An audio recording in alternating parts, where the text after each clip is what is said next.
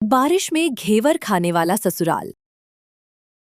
राजस्थान के एक छोटे से गांव में मोहन की शादी गौरी से होती है। ढोल नगाड़ों के बीच गौरी पहली बार अपने ससुराल पहुंचती है। सास आरती उतारती हैं। आओ बहू, लक्ष्मी बनकर आई हो। अब हमारे घर की किस्मत चमक जाएगी। उसी समय पड़ोस की काकी धीरे से कान में कहती हैं, बहू, भगवान तुम्हें हिम्मत दे। ऐसा क्यों कह रही हैं काकी? पहली बारिश आने दो, सब समझ जाओगी। गौरी हैरान रह जाती है। 2 दिन बाद आसमान में काले बादल छा जाते हैं। बिजली चमकती है, पहली बूंद गिरती है। अचानक ससुर जोर से चिल्लाते हैं, अरे सुनो, बारिश शुरू हो गई, जल्दी सब बाहर आओ। गौरी घबरा जाती है। क्या हुआ बाबूजी? अरे क्या हुआ, बारिश हुई है, घेवर लाना है। अजी जल्दी चलिए, कहीं दुकान बंद न हो जाए। मेरे लिए चॉकलेट वाला और मेरे लिए डबल मलाई वाला। गौरी सबको देखकर दंग रह जाती है। इतनी सी बारिश में सबको क्या हो गया? तभी पड़ोस की काकी हंस पड़ती हैं। बहू, इनके लिए बारिश का मतलब सिर्फ घेवर है। कुछ देर बाद पूरा परिवार बड़े बड़े डिब्बे लेकर लौटता है। माँ जी, ये सब कितने के आए? बस 5,000। 5,000? आज तो सस्ता मिल गया। इतने पैसों में तो महीने भर का राशन आ जाए। राशन रोज मिलता है, लेकिन बारिश वाला घेवर नहीं। सब जोर से हंसने लगते हैं। अगले दिन फिर बारिश। चलो बाजार। कल ही तो खाया था। कल की बारिश अलग थी, आज की अलग। बारिश भी अलग होती है। तुम नहीं हो बहू, धीरे धीरे सब सीख जाओगी। हर बारिश 5,000 रुपए, 7,000 रुपए, 9,000 रुपए। गौरी रोज हिसाब लिखती रहती है। एक दिन उसने कॉपी सास के सामने रख दी। देखिए माँ जी, सिर्फ 2 महीने में 75,000 रुपए। अरे पैसे आते जाते रहते हैं, घेवर तो सिर्फ बारिश में ही मिलेगा। सब फिर दुकान पहुंच जाते हैं। चौधरी जी, पुराना हिसाब पहले दीजिए। आज बारिश बहुत अच्छी हुई है, आज उधार दे दो। आपके लिए तो बादल भी उधार में बरसते होंगे। देवर धीरे से, भैया जल्दी देना, स्टॉक खत्म हो जाएगा। रात को गौरी हिसाब देख रही होती है। हे भगवान, सिर्फ घेवर पे 2 लाख रुपए। क्या सोच रही हो? तुम्हारे घर में सबको घेवर ज्यादा प्यारा है या घर? हमारे यहाँ यही परंपरा है। परंपरा अच्छी होती है, लेकिन अगर घर बिक जाए तो? फिर भी बारिश में घेवर खाएंगे। गौरी उसे घूरती है। अरे मजाक था। समय बीतता है। सोना बिक गया, भैंस बिक गई, ट्रैक्टर गिरवी, राशन तक खत्म। लेकिन बादल दिखते ही, बहू कुछ पैसे हैं? क्यों? घेवर लेना है। गौरी की आंखों में आंसू आ जाते हैं। एक दिन गौरी बाजार जाती है। घेवर की दुकान पर लंबी लाइन लगी है। लोग बारिश में भीगते हुए भी इंतजार कर रहे हैं। वह दुकानदार से पूछती है, भैया, एक दिन में कितने घेवर बिक जाते हैं? बारिश वाले दिन 500 से ज्यादा।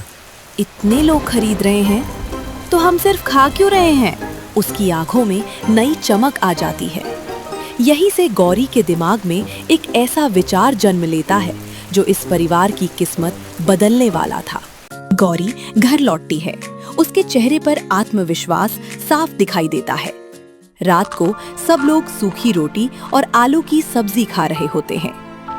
काश आज भी थोड़ा सा घेवर मिल जाता। बारिश भी हुई थी, लेकिन जेब खाली थी। पहले जैसे दिन कहाँ रहे? गौरी धीरे से बोलती है, अगर मैं कहूँ अब हमारे घर में रोज घेवर बन सकता है? सब एक साथ उसकी तरफ देखने लगते हैं। कैसे? खाने के लिए नहीं, बेचने के लिए। पूरा घर कुछ सेकंड तक बिल्कुल शांत हो जाता है। फिर देवर जोर से हंस पड़ता है। भाभी, लगता है भूख की वजह से सपना देख लिया आपने। इतनी बड़ी बड़ी मिठाई की दुकानें हैं, लोग हमारा क्यों खरीदेंगे?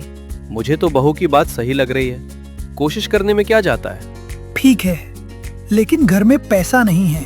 जितना है उतने से शुरुआत करेंगे। अगली सुबह गौरी अपनी माँ को फोन करती है। माँ, मुझे आपका वाला घेवर बनाना सिखा दो। अब याद आई मेरी रेसिपी। काफी देर तक दोनों बात करती है। गौरी पूरे मन से घेवर बनाती है। पहला घेवर थोड़ा टेढ़ा निकलता है। भाभी, ये घेवर है या ट्रैक्टर का टायर? सब हंस पड़ते हैं। धीरे धीरे घेवर बिल्कुल बाजार जैसा बनने लगता है। सास चखती है। सास की आंखें बड़ी हो जाती हैं। अरे, ये तो बाजार से भी अच्छा है। घर के बाहर स्टॉल लगाया जाता है। गौरी का बारिश वाला घेवर।